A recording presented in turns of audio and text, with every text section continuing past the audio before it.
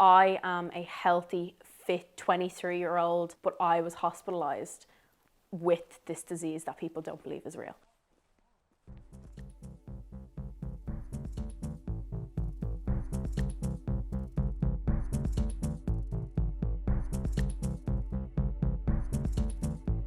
On 15th of March, we shut down last year and I shut my business. I'm a makeup artist, so with nightclubs closed, with weddings cancelled, TV shows cancelled, I can't work. On the third day of 2021, I was hospitalised with COVID.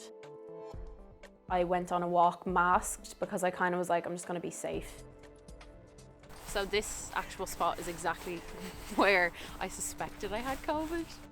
I had a really sharp pain in my chest and I was like, do you know what, I'm gonna go home. I'm just gonna ring a doctor. I was like, I'll ring a doctor, I'll get a test, it'll turn out negative. I went from here to here in the matter of a couple of hours. It was like falling off a cliff. I felt fine and I then just couldn't move. They sat me on the bed, did the COVID test, and they immediately put me into a room by myself. That's when your mind starts racing. You're like, who have I seen in the past couple of days? A woman opens the door and she screams in, "Yep, that came back positive." And I was like, oh my God, that's what's wrong with me. What I did was I went onto my story and told everyone basically that I had COVID. And all those people going around saying, I don't know anyone who has coronavirus, you now do. I felt, do you know what? I feel like if I use this platform, people might actually understand what COVID is, because like, people just don't get it. For these people who are going out and thinking that they're invincible and that coronavirus doesn't exist, it does. Like, the hospitals are rammed. It's scary. Within about 6 hours, my views went up to 30,000 people. I had to get a chest x-ray because they're now worried that I could have blood clots on my heart or my lungs. They won't let me go home. I don't know why I haven't seen a doctor, but hopefully I will get to see one in the morning and I'll get to go home.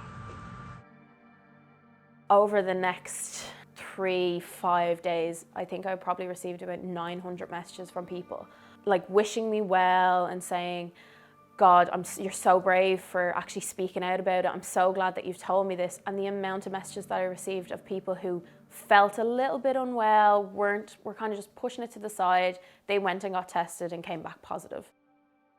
I got the results there that I don't have an aggressive form of COVID, which is making me feel a lot better.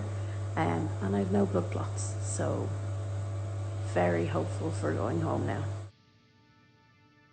When I eventually did get released, came home and my whole family was diagnosed with COVID. The thing that really shocked all of us was there's 4 of us in the house and all 4 of us had different symptoms. So my sister, she had a headache for 1 day, that was it. My dad, he basically had a head cold, kind of felt a little bit sick, lost his sense of taste, lost his sense of smell. My mum was bedbound for about a week, really bad cough, couldn't breathe, and then myself, I couldn't speak without gasping for air. Even like bend down to pick up the shampoo in the shower. I'm just finding I am so out of breath so easily. I couldn't leave the bed for a week because soon as I was coming down the stairs, I'd have to sit and I'd be like, breathe through it. I never expected it to knock me down that much.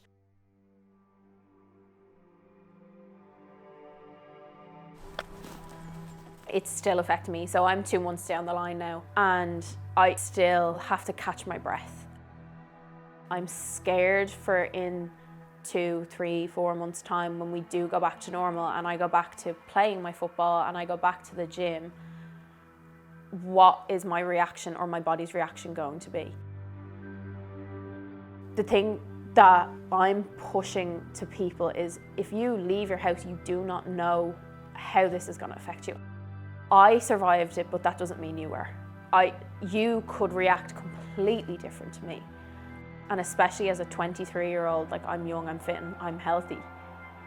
There was a chance still that I could not have came out of the hospital. And that's really scary. I hope that people my age takes something from this and just learns that if we all stay at home, we can get rid of this, we can go back to normal. I think you need to realise that you're not invincible, because I nearly thought I was, but when you get it, you get a bit of a reality check and you're like, you're not invincible.